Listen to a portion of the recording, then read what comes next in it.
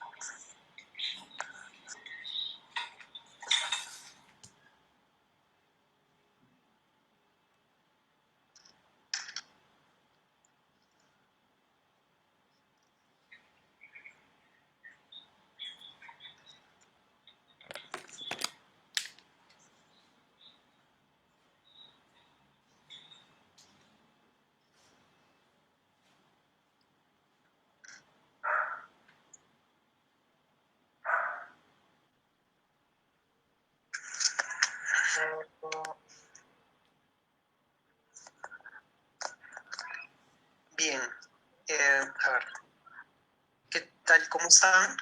Según me indican, ya estamos en transmisión en vivo, sin embargo, en la página web, en la página de Lima del Mar y la fanpage de Marcos Saavedra.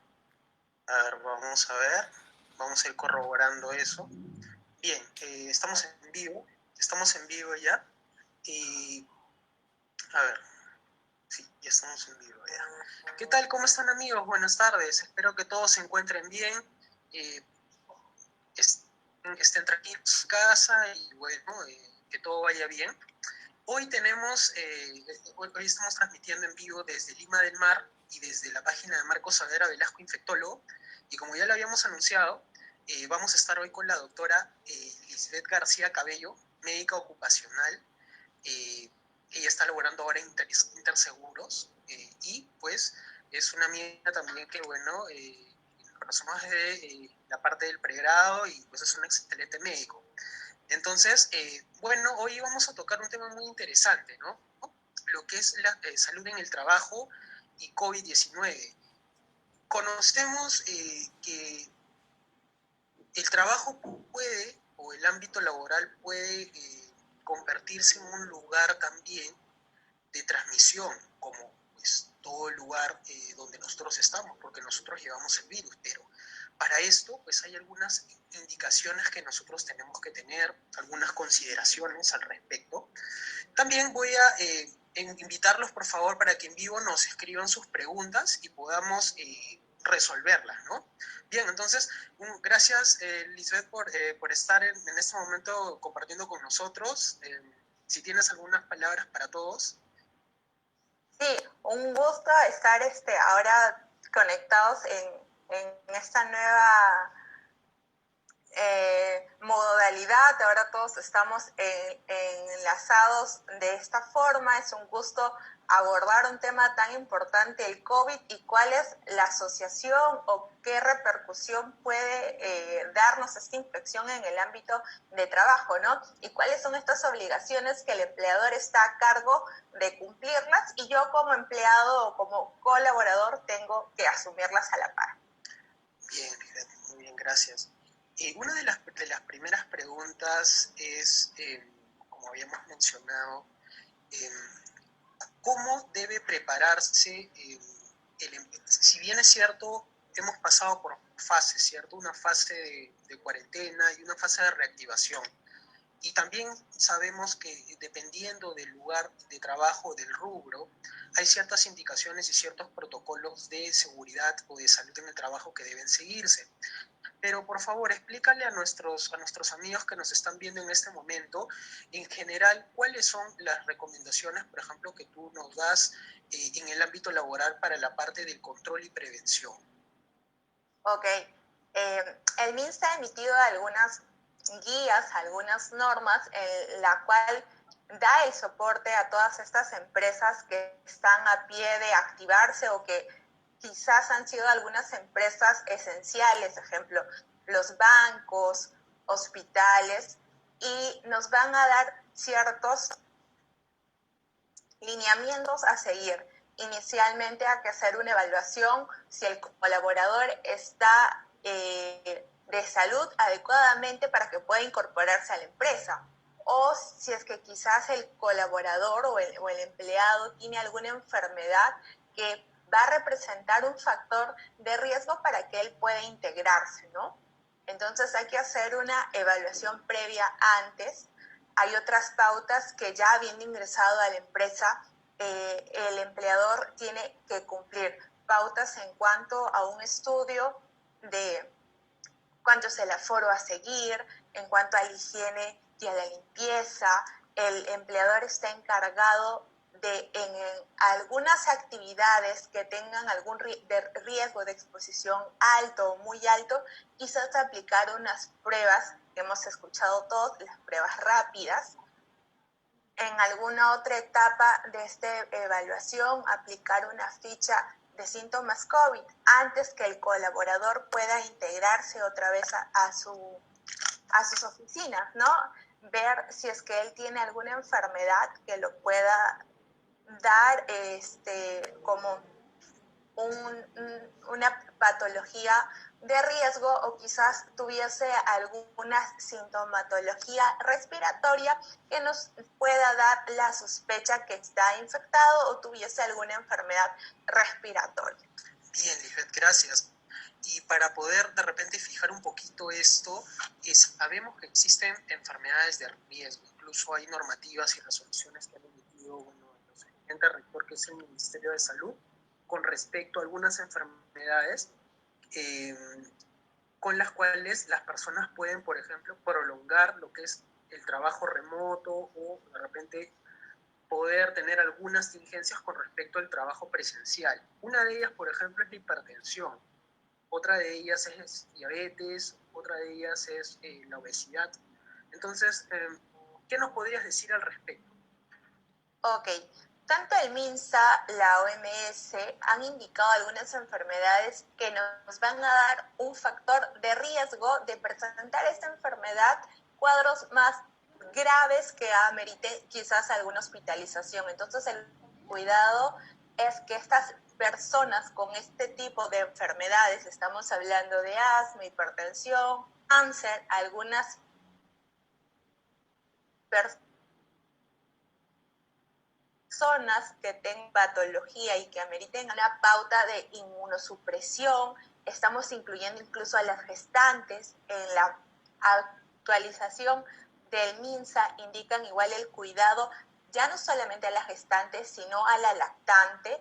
Estas personas, lo recomendable es que mantengan aún las actividades de trabajo, pero en casa, hasta que culmine la emergencia, que más o menos acaba el 6 de septiembre. Esto evidentemente está sujeto a alguna otra actualización del MINSA, ¿no? Pero inicialmente todas estas personas, por enfermedades o por edad, deben todavía estar en casa.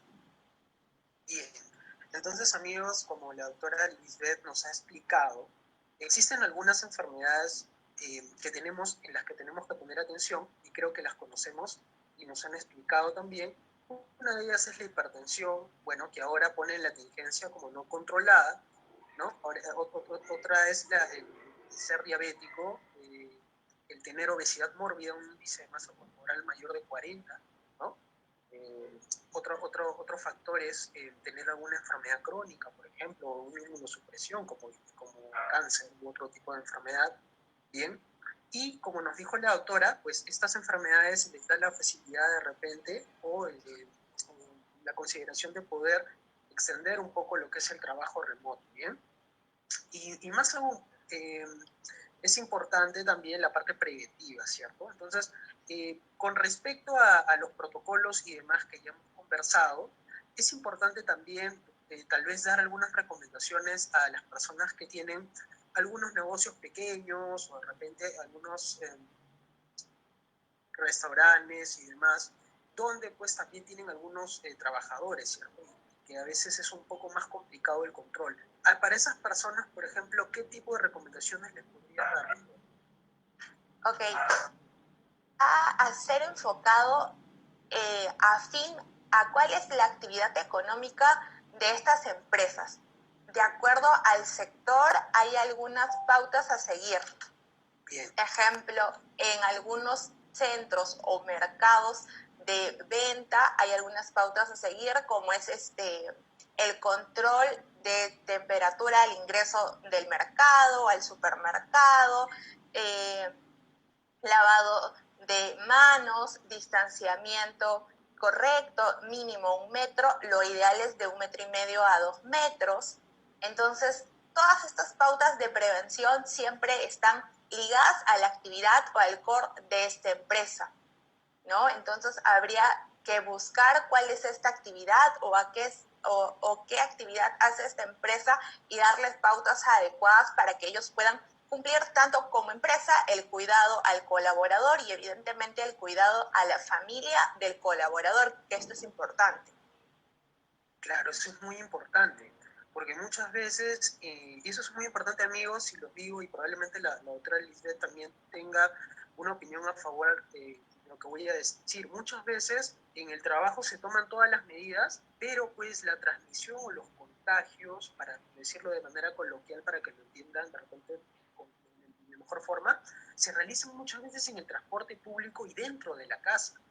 Entonces también reforzar un poco, como lo venimos diciendo desde hace muchos días atrás, el tema del lavado de manos, el distanciamiento, el uso de mascarilla, el uso de caretas. Bien, bien doctora, entonces también lo que queríamos preguntarle es respecto al retorno, ¿no? Porque hay pacientes o hay trabajadores que pues se han infectado de COVID-19, ¿cierto? Han hecho el cuadro clínico, han recuperado, lamentablemente otros han fallecido, pero en el tema del retorno, ¿qué pautas, por ejemplo, usualmente se usan pues el hisopado o las pruebas rápidas? E incluso, dependiendo de cada sector, también hay recomendaciones, ¿bien? Por ejemplo, para los trabajadores de salud, el retorno es de acuerdo a una prueba rápida, un hisopado y el aislamiento también, ¿no? Y para otros sectores también pues hay algunas recomendaciones que se han individualizado de acuerdo a los protocolos de reactivación. Una de las preguntas más frecuentes es respecto al personal de salud. ¿Qué nos podría decir usted? ¿Qué nos podría ilustrar o explicar? Ok, un punto es, ¿qué es que yo vuelva al trabajo? O sea, de que yo ingrese al trabajo, y qué es la reincorporación. El ingreso es cuando yo no he tenido síntomas nunca. Ejemplo, aquellas empresas que han estado todos en casa y de pronto por esta activación tienen que ingresar todos a la oficina. Entonces, ese es el reingreso. Las personas que nunca han estado síntomas o nunca tuvieron COVID o quizás nunca han estado en contacto directo con alguien de que tenga COVID. Y la reincorporación son aquellos casos que sí tuvieron COVID o han estado en contacto directo con algún conocido o familiar o amistad que sí tuvo COVID, ¿no? Entonces, independientemente del sector, vamos a adquirir algunas pautas a seguir. En la última indicación del MINSA, en la resolución 448 indica que para la reincorporación hay 2 escenarios.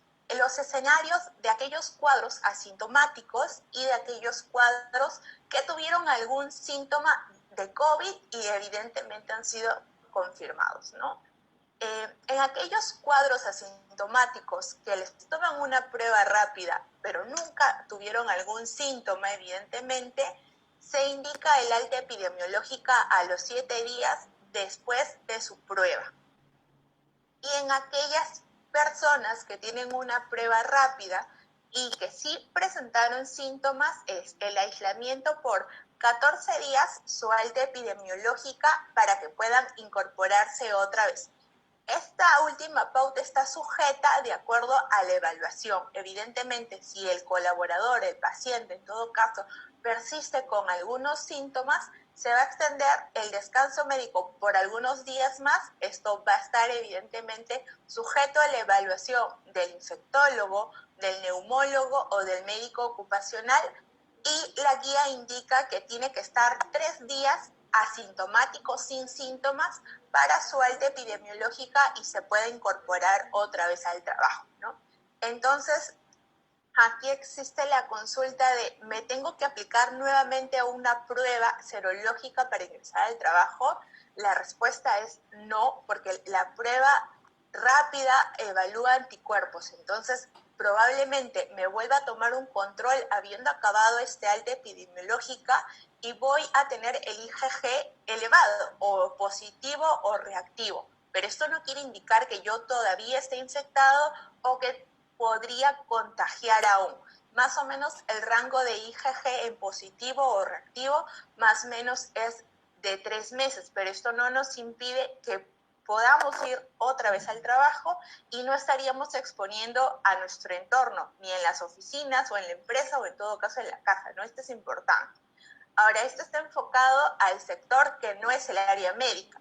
Evidentemente, aquellas empresas que el core o el rubro empresarial es una clínica, un hospital, el acompañamiento y el control es completamente distinto, ¿no? Indicaban hacerle una prueba de tamizaje cada 14 días. En otras pautas han encontrado evaluar cada mes, porque ellos sí están altamente expuestos al virus. Entonces, en cualquier instante podrían contraer evidentemente la enfermedad porque en su propio entorno está el virus. Bien, doctora, eso es algo muy importante porque la mayoría de personas nos consulta con mucha frecuencia eso en la página, incluso, bueno, pacientes que vemos en la práctica diaria, pues nos dicen pues que ellos tienen IgG, pero sin embargo, el empleador les dice que pues tienen que ir a pasar una evaluación, incluso siendo asintomáticos. Entonces, es muy importante lo que usted nos dice y también lo que nos dice la parte de la literatura, ¿no? La inmunoglobulina G, que es la inmunoglobulina que aparece de manera posterior, ¿no? Usualmente el día 14, va a demorar, va a permanecer a nivel sérico hasta de 3 a 4 meses, ¿no?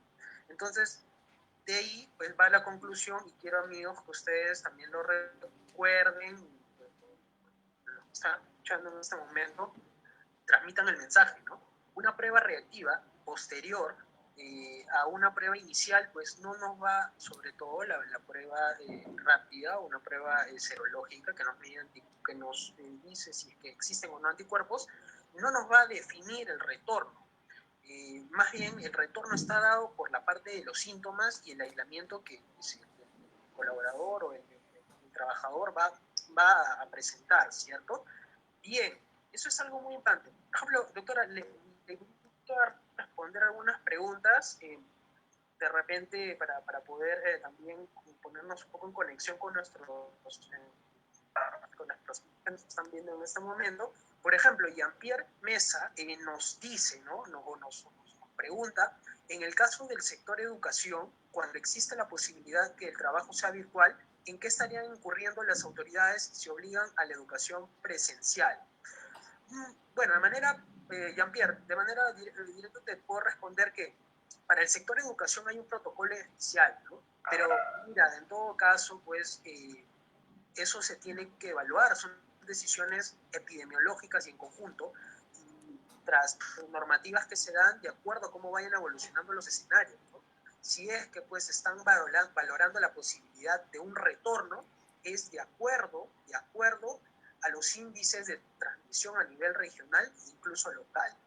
Doctora, ¿qué nos podría decir respecto a esto que nos menciona Jean-Pierre?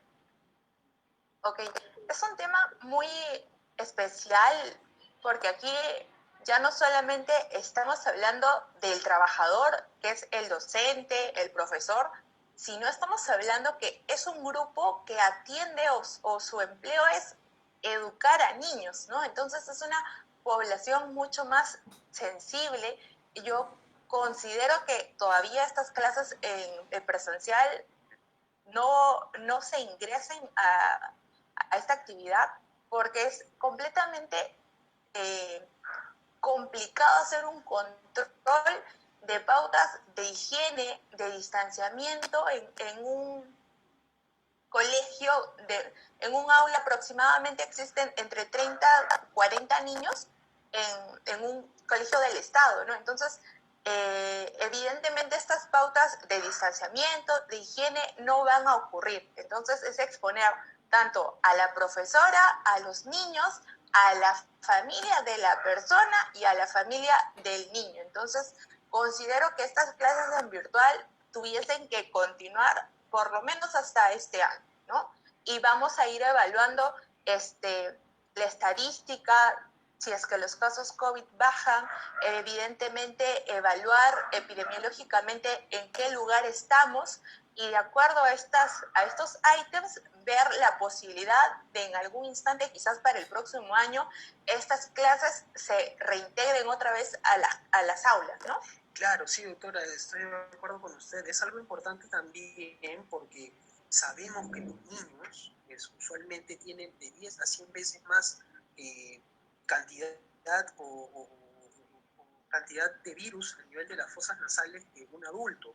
Y en un niño es un poco más difícil el uso de una mascarilla porque ellos por sus propias actividades, por sus propias costumbres, muchas veces están muy en contacto con los amiguitos y demás.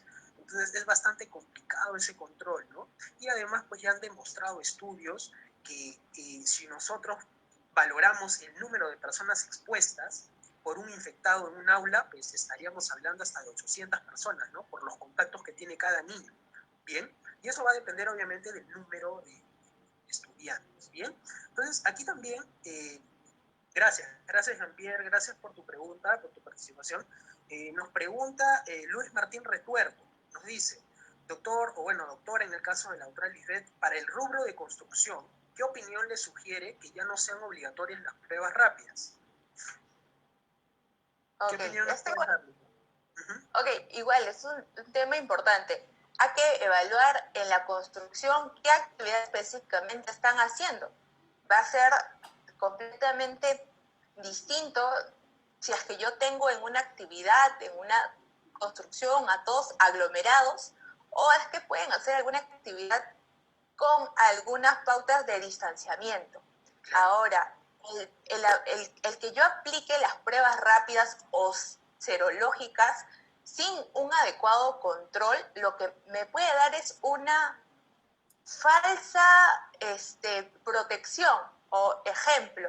Por ejemplo, hoy día yo me tomo una prueba rápida y me indican que no tengo la infección. Entonces, me da la falsa protección que yo siga exponiéndome a otras personas o que siga el contacto o quizás pierda estas pautas de prevención, de higiene, de distanciamiento, pero recordemos que las pruebas rápidas recién podrían detectar la presencia del virus en un tiempo de 7 a 10 días.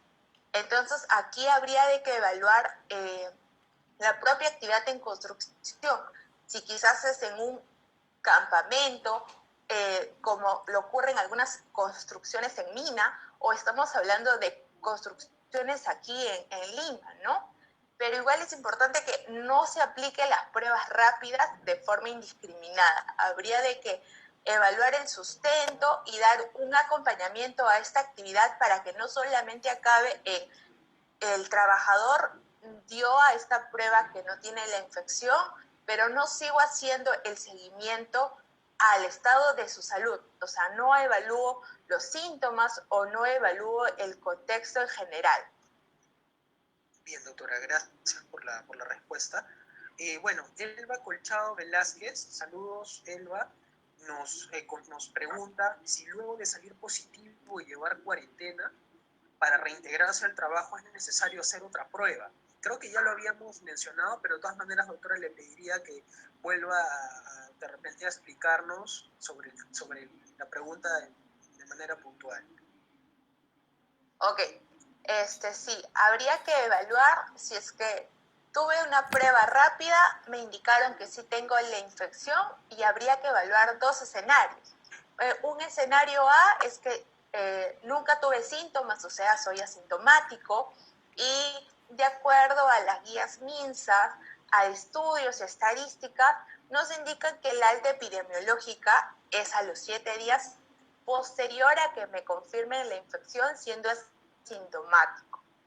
En esta misma guía MINSA indica que no es necesario aplicar nuevamente estas pruebas porque ya habíamos hablado que nuestras pruebas rápidas nos va a seguir dando el IgG en positivo y esto va a continuar en un periodo de 3 a 4 meses. Ese es el escenario A. El escenario B es aquel paciente o aquel colaborador que sí tuvo síntomas y se confirmó su infección. En él se va a recomendar que tenga un aislamiento de 14 días y se proceda acabando este tiempo a su alta epidemiológica. Evidentemente, si acabando los 14 días persisten los síntomas, tengo tos, aún tengo fiebre, habría que hacer una reevaluación acompañados del infectólogo, el neumólogo y el médico ocupacional o quizás el médico internista para evaluar y extender un poco más el descanso médico.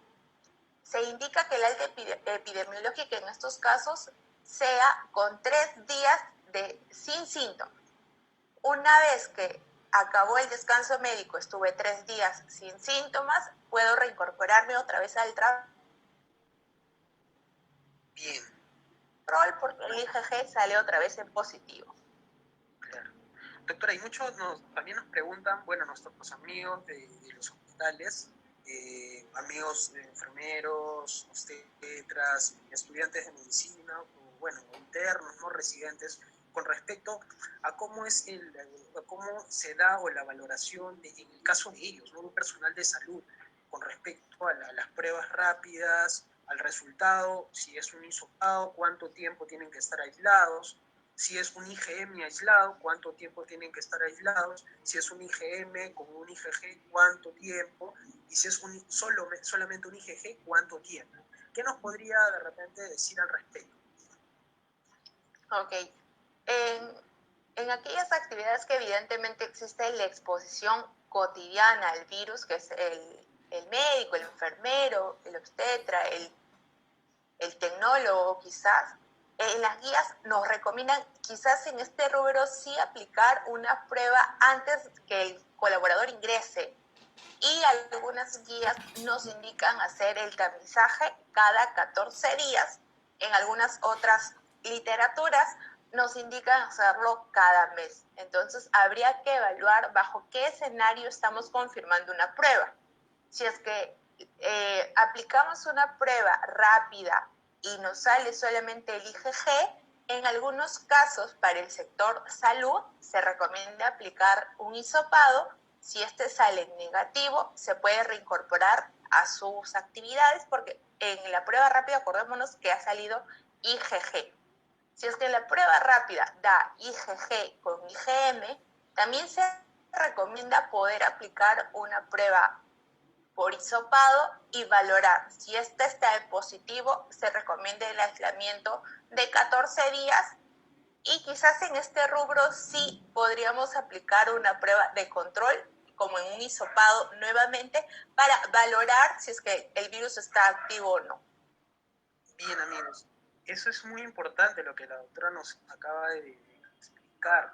Tenemos que la norma refiere el tema de pues, profesiones o actividades que están en un alto riesgo, incluso lo que califican el riesgo, y uno de ellos, por ejemplo, es el tema de los trabajadores de salud, que bien claro la doctora nos ha explicado al respecto, ¿no? Que incluso hay algunas situaciones en las que pues, se podría usar un hisopado para el retorno. Bien, lo que no pasa para otras actividades que no tienen un riesgo elevado de transmisión y en la que se clasifican en si es que el paciente es asintomático o bueno, tiene algún tipo de síntoma, ¿bien? Y eso es otro tema que lo tenemos que dividir y separar con bastante cuidado y tenemos que darnos cuenta de eso, ¿bien? Entonces, doctora, por ejemplo, ¿usted qué recomendaría dentro de una oficina, ¿no? ¿Qué medidas preventivas le podría recomendar a las personas para que puedan disminuir la transmisión o pues mantener la salud en el ambiente laboral?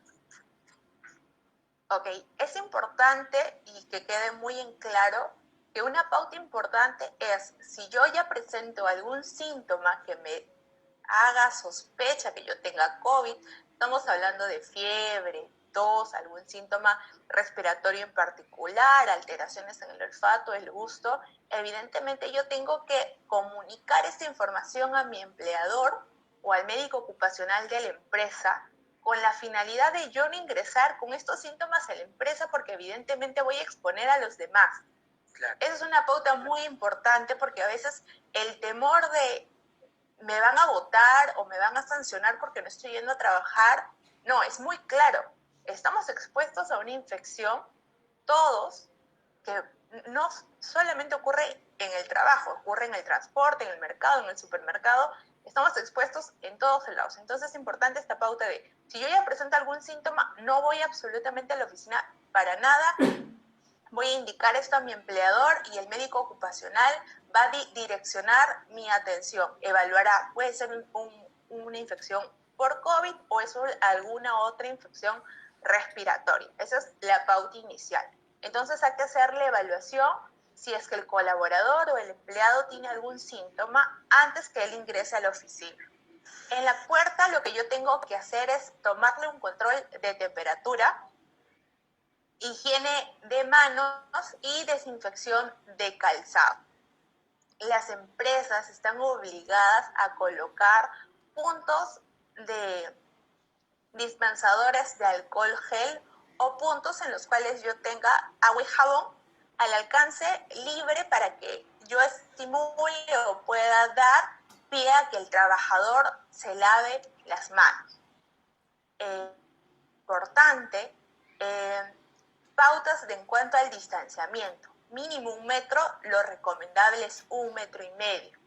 Y aumente el distanciamiento en aquellas empresas que tengan comedores hasta 2 metros o quizás aquellas empresas como lo ocurre en minería, donde están en campamentos, el distanciamiento recomendable es de 2 metros. Nuestros ambientes tuviesen que estar completamente limpios y desinfectados. Hay que elaborar un procedimiento para que esta higiene de las superficies de alto contacto, estamos hablando los baños, las perillas en la puerta, herramientas de trabajo de uso en común, sean desinfectadas periódicamente para evitar la transmisión del virus, ¿no? Eso es importante. Bien, doctora, es algo muy importante lo que usted dice, sobre todo el tema y hacer recalcar a la población y a nuestros amigos que dentro del ámbito laboral es algo que recalcábamos desde el inicio de esta pandemia, ¿no? Si uno tiene síntomas respiratorios, no debe acudir a trabajar, debe comunicar a su empleador. Yo sé que han habilitado incluso líneas en los trabajos para que se puedan comunicar y decir, no, tengo síntomas, bueno, tengo que aislarme, o idealmente no ir enfermo a trabajar, ni con fiebre ni con problemas nasales. Otro dato importante que nos ha dado la doctora Lisbeth es el hecho de los comedores, que pueden, si es que no están correctamente ambientados y separados y distanciados las mesas donde uno va a ingerir los alimentos, que se pueden convertir en focos infecciosos, ¿no? Entonces, recordar la distancia que nos ha dicho ella, en oficinas de 1 metro a 1,5 metros idealmente, ¿no? Como siempre hacemos el énfasis en eso. Y en la parte de los comedores hasta 2 metros, ¿no? Eso también lo hemos podido ver en los centros comerciales, en los restaurantes, donde pues se ha tenido que hacer un plan y poder acomodar todo. Ya vemos que las mesas tienen un distanciamiento, la propia mesa entre ambas sillas tiene un distanciamiento, el uso de los inodoros en los servicios higiénicos o el hecho de las colas también tienen una distancia. Todo esto se ha tenido que acondicionar para poder disminuir la transmisión y poder hacer la parte preventiva.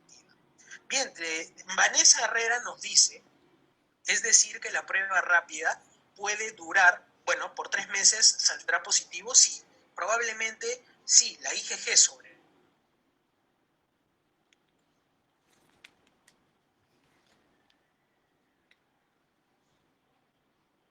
dio positivo el 26 de junio. O sea, estamos hablando de hace 2 meses. Bueno, 1 mes y 20 días, casi ya 2 meses, con una prueba rápida, pero él nunca ha tenido síntomas, no sintomático, como la doctora nos dijo. Ha pasado 40 días y ha hecho 3 pruebas rápidas y le ha arrojado los mismos resultados. Mi duda es por qué sale el mismo resultado positivo en la etapa de incubación y si él contagia. Ahora su empresa desde el 1 de agosto, bueno, lo enviaron de vacaciones. A ver, doctora, ¿cuál sería su opinión con respecto a la participación de Marilyn? Ok, aquí habría de que indagar es qué técnicas estamos utilizando en estas pruebas rápidas, si es que estas técnicas son adecuadas o no, porque acordémonos que estas pruebas tienen que cumplir un estándar, tienen que cumplir una especificidad y una sensibilidad adecuada para que yo tenga una información exacta. Ahora, evidentemente, en las pruebas rápidas lo que evalúan son anticuerpos, entonces todavía puede persistir estos anticuerpos algunos meses más o semanas más, pero es importante hacer una evaluación en conjunta, no solamente evaluar pruebas rápidas, sino evaluar cómo está el paciente, si es que tiene síntomas o no, si es que tiene algún síntoma que persiste en este tiempo y que ya indique no solamente una prueba rápida, quizás aplicar una tomografía si es que en caso persistan estos síntomas e investigar qué está ocurriendo. Bien, doctora, gracias. A ver, amigos, les invito a seguir con sus preguntas y para que podamos seguir participando y podamos seguir resolviendo sus dudas. Bien, entonces, doctora, hacemos el énfasis en el uso de todas maneras, el uso de las mascarillas también dentro del ámbito laboral como parte preventiva, el lavado de manos y las fuentes de agua que debe tener todo establecimiento o todo lugar donde se realizan labores, o pues en su defecto alcohol gel o dispensadores de jabón o de alcohol gel. También hacemos énfasis de nuevo por el tema del distanciamiento, ¿no?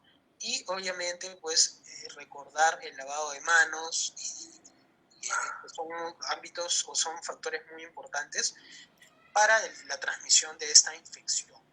Bien, entonces es importante también que los oyentes o los videntes en este momento que están compartiendo nuestra transmisión también sepan en qué momento en el ámbito de la evaluación ocupacional los centros de labores piden o solicitan una evaluación por un especialista, ¿no? Por ejemplo, el infectólogo, usted mismo lo ha dicho, puede ser la parte del neumólogo, bien, pero ¿en qué parte, qué criterios hay o qué criterios usan en la parte de la evaluación ocupacional para solicitar una evaluación por estos clínicos a los pacientes que van a retornar?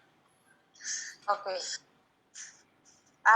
Aquí un punto importante es que el médico ocupacional no va a tratar el COVID, evidentemente. El médico ocupacional va a dar pautas a seguir, va a dar algunas recomendaciones a seguir. Evidentemente, si el colaborador tuviese algún síntoma, el médico ocupacional va a direccionar esa atención a una salud, a una EPS o quizás al MINSA, ¿no? Entonces, el rol del médico ocupacional es dar el acompañamiento al colaborador que ya tiene COVID o que está en sospecha, pero el tratamiento es del médico MINSA, el médico de salud, el médico EPS, que evidentemente aquí es un internista, un infectólogo, cuando se sugiere una evaluación por el especialista, porque a pesar de haber estado con alguna pauta de tratamiento indicado por estas entidades, los síntomas o persisten o se agravan. Entonces, aquí habría de que hacer una evaluación especializada por el infectólogo o el neumólogo, en todo caso, para dar las pautas de tratamiento adecuado y acciones a seguir adecuadas y evitar que la enfermedad o el cuadro clínico se agrave. Bien, doctora, muchas gracias por lo que nos ha dicho. Para esto, a ver, de todas maneras igual, bueno, nos siguen enviando las preguntas. Quisiera que comparta con los oyentes algún tipo de recomendación adicional o que pues pueda explicar un poco más de en lo que usualmente su especialidad se refiere o como usted nos dijo, el tema en el tema muy puntual de COVID, el tema del acompañamiento, ¿no? Pero, por ejemplo, hay otras actividades que también el médico ocupacional desarrolla, ¿no? Entonces, quisiera que usted también nos explique para poder entenderlo y para poder que todos nuestros oyentes también conozcan más la especialidad de medicina ocupacional. Ok. Antes, en COVID, en algunas empresas, si bien es cierto, existe la obligatoriedad de entregar los equipos de protección, únicamente esta actividad no acaba en yo te entrego el equipo, utiliza el alcohol gel, la mascarilla y ve tú cómo lo utilizas o cuáles son estas pautas adecuadas a seguir, ¿no? Es el rol del profesional ocupacional, el médico ocupacional, el enfermero ocupacional, dar todas estas pautas, dar la capacitación para un uso adecuado, porque yo te puedo entregar la mascarilla, pero si yo no te expliqué cuál es el uso adecuado, cómo te tienes que colocar adecuadamente, cómo tienes que retirarte, probablemente existan inconvenientes o error en el proceso a seguir. Entonces, este es un punto adecuado. Otro punto es que yo, médico ocupacional o enfermera, te tengo que capacitar cuáles son estas pautas a seguir dentro de la empresa y dentro de tu hogar. Porque yo entiendo que existe en todos el miedo de ir a trabajar e infectarnos, ir a la casa e infectar al resto en la casa, ¿no? Entonces yo te tengo de dar pautas, cuáles son estos pasos a seguir desde que tú sales de casa, entras a la oficina, qué pasos a seguir dentro de oficina y cuáles son los cuidados de cuando tú ingresas otra vez a tu hogar para que evites contagiar a las personas. Evidentemente existe una exposición, no solamente en el trabajo, como ya habíamos explicado, este virus podría estar en el bus, que son los casos más altos, en el banco, en los supermercados. Entonces, este punto es muy importante, que no solamente acabe la actividad en yo entregar algún insumo, alguna herramienta, sino también explicarte cuál es el paso a seguir para que no te infectes y esta herramienta cumple el objetivo de cuidarte. Perfecto, doctora.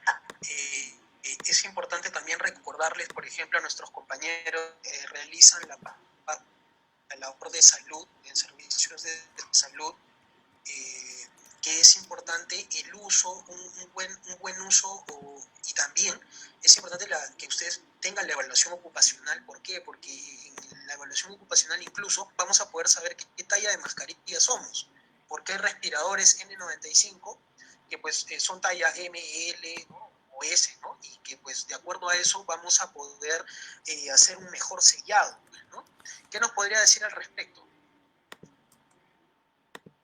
Es importante el examen ocupacional, evidentemente, porque yo voy a tomar nota de cuáles son las enfermedades, cuáles son esas características físicas. Estamos hablando desde talla, estatura, la complexión, para que yo pueda elegir esos equipos de protección adecuados.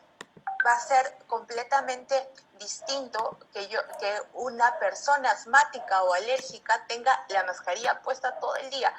Va a ser bastante complicado. Entonces yo voy a tener que elegir herramientas o direccionar tus funciones a otra actividad para que no tengas la mascarilla o en todo caso el respirador propiamente dicho, claro, toda la jornada de trabajo, ¿no?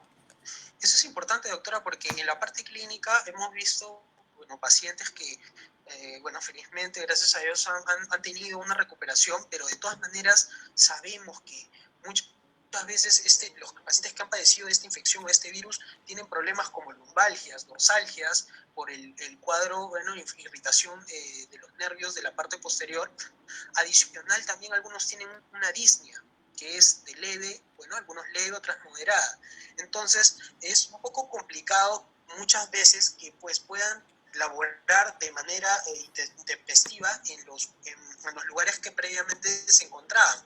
Por ejemplo, eso quería preguntarle, ¿no? Por ejemplo, hay trabajadores que al momento del retorno o de reincorporarse, previamente tenían, por ejemplo, actividades que les implicaban caminar, por ejemplo, 10 a 12 cuadras. ¿Hay alguna recomendación o hay algún tipo de consideración con ellos cuando retornan? Sí, exacto. Evidentemente no todas las actividades ocurren igual. Un puesto administrativo, estoy en una oficina y quizás no tenga tanta actividad física como lo que pudiese ocurrir en construcción o en alguna empresa de archivos en las cuales yo tenga que alzar cajas y transportarlas, o en algunas actividades específicas que mi condición física va a requerir aumentar. Entonces, yo tengo que hacerle la evaluación. Evidentemente, ya no tienes COVID, no infectas a nadie más, estás curado, pero tengo que evaluar cuál es tu capacidad funcional, si tuviste alguna secuela o no, y evidentemente reincorporarte a tus actividades progresivamente. Ejemplo, si es que estoy en una actividad de construcción, evidentemente no voy a enviarte a hacer una actividad física fuerte como en un peón. Entonces podría elegir alguna otra función o alguna otra actividad que no requiera una actividad física de alta carga. Es más, en la guía anterior, MINSA, indicaban que aquellas personas que evidentemente superaron la enfermedad, la primera opción iba a ser que tengan la actividad en casa aún, hacer el home office quizás, como línea 1. En caso esto no pueda ocurrir por algunas actividades específicas en las empresas, tengo que elegir aquellas actividades que no van a demandar que el colaborador o el empleado tenga una actividad física alta, ¿no? Es importante que la incorporación sea de a pocos, que sea paulatina para no generar alguna afección en su salud. Bien. Otra pregunta que nos mandan por interno, doctora, es el tema de los respiradores. Por ejemplo, en qué trabajo, en qué labores se debe usar un respirador N95 y cuándo una mascarilla simple o una mascarilla normal, una mascarilla quirúrgica? Es una pregunta bastante frecuente y quisiéramos que nos ayude a resolverla.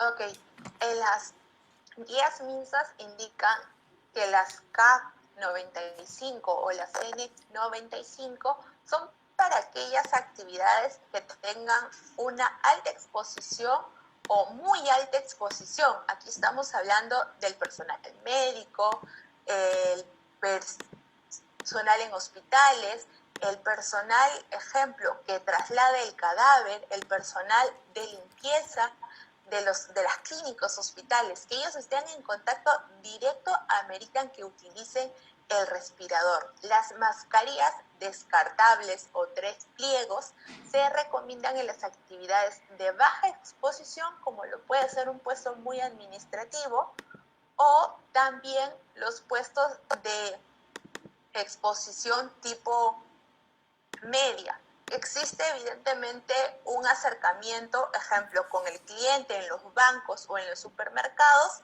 pero en estos puestos podríamos aumentar algo adicional, como son, si es que han ido a los bancos o a los mercados, han visto las pantallas o mamparas que van a dar un distanciamiento y impiden el contacto directo con el usuario o el cliente, ¿no? Entonces, acordémonos que los respiradores únicamente están direccionados para aquellas actividades con alta o muy alta exposición al virus. Bien, doctora. Bien, doctora. Para de repente darnos una conclusión de lo que es ya el manejo o lo que es qué medidas tenemos que tomar en el trabajo respecto para la prevención de COVID, ¿qué conclusiones nos podría dar de esta charla que hemos tenido hoy? Ok, importante es evaluar y considerar si es que puedo todavía estar en casa y realizar esta actividad y evidentemente está sujeto a una evaluación de la empresa, ¿no? Un punto importante, acordémonos, si tienen algún síntoma, no acudan a sus empresas, no acudan a sus oficinas porque estarían exponiendo a las otras personas en estas empresas u oficinas. Lo ideal es que puedan informarlo oportunamente y pidan esta atención al MINSA de Salud o a sus EPS. Un punto importante igual es la no automedicación, ¿no? En algunos casos hemos visto, y como ocurre en otras enfermedades, es copiar la receta que encontramos en alguna página web o copiar y llevar el tratamiento de algún amigo o conocido. Hemos escuchado algunos casos de intoxicación, algunos casos de efectos adversos por la automedicación. Entonces es un punto clave. Si es que tienen algún síntoma, busquen el apoyo en un hospital, el MINSA. Hay algunas líneas habilitadas del MINSA, es el 113, en el de salud es el 117. Y si es que evidentemente existen algún síntoma emergente, algún síntoma como por ejemplo disnea, dificultad para que yo pueda respirar, evidentemente sí tengo que ir a una emergencia de un hospital o una clínica para la atención correspondiente, ¿no? Importante es que yo pueda utilizar la mascarilla o el protector adecuado siempre que yo tenga el contacto cuando yo salga de casa a cualquier actividad, así sea solamente ir a comprar a la tienda quizás. Es una pauta y educación que yo pueda lavarme correctamente las manos. Se recomienda hacerlo cada 2 horas, y cuando yo no tenga al alcance agua y jabón, puedo utilizar alcohol gel, y cuando ya tenga otra vez al alcance el agua y jabón, lavo mis manos con estas pautas y pasos a seguir que nos ha indicado el MINSA, ¿no? Bien, doctora. Entonces, recordarles a todos que pues existen pues grados pues o labores en las que hay mayor grado de transmisión o mayor riesgo, ¿bien? Como bien claro lo dijo la doctora Lisbeth García, con respecto a los que no tienen un riesgo tan alto como son los que no pertenecen al área de salud, la evaluación es dependiendo si son asintomáticos o sintomáticos, y no es necesario tomar una prueba control porque sabemos que las pruebas rápidas pueden ser positivas posteriormente, incluso de la toma 2, 3, 4 meses posteriores, ¿bien? Y con respecto al área de los profesionales de salud o los que desempeñan una labor dentro de un servicio de salud, ya se puede individualizar o usar de repente un hisopado para retorno, pero eso es una evaluación diferente, ¿bien? También recordarles el tema de la evaluación, como la doctora lo ha mencionado, por la parte de infectología o neumología, ¿no? Y la parte preventiva, que es muy importante, ¿bien? Entonces, amigos, bueno, espero que hoy les haya servido la charla que hemos dado con la doctora Lisbeth García Cabello, médico ocupacional. Actualmente ella labora en Interseguros. Doctora, le agradezco en nombre de todos los fans de esta página y de Lima del Mar por su tiempo, por habernos dado estas recomendaciones tan valiosas con respecto a la parte preventiva y la parte incluso del tratamiento e interpretación y del retorno a nivel laboral.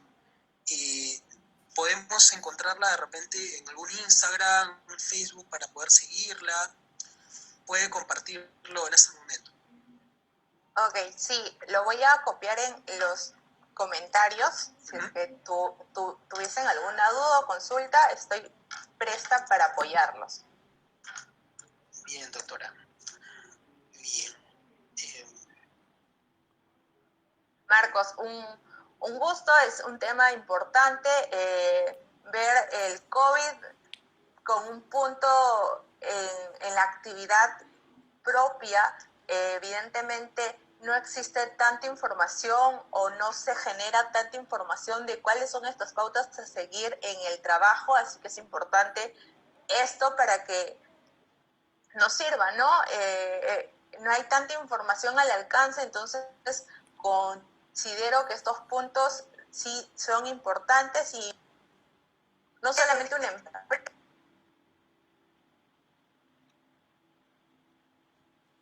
Gracias, un abrazo desde aquí, un abrazo virtual. Espero que en una siguiente oportunidad nos pueda acompañar de nuevo para poder seguir dándole información tan valiosa a nuestros amigos y seguidores de la página.